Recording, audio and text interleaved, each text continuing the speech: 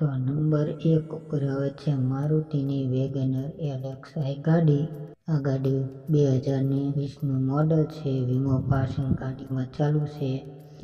એક ઓનર ગાડી છે। ખાલી ગાડી પેટ્રોલમાં જોવા મળશે। ગાડી તમને સુરત જોવા મળશે।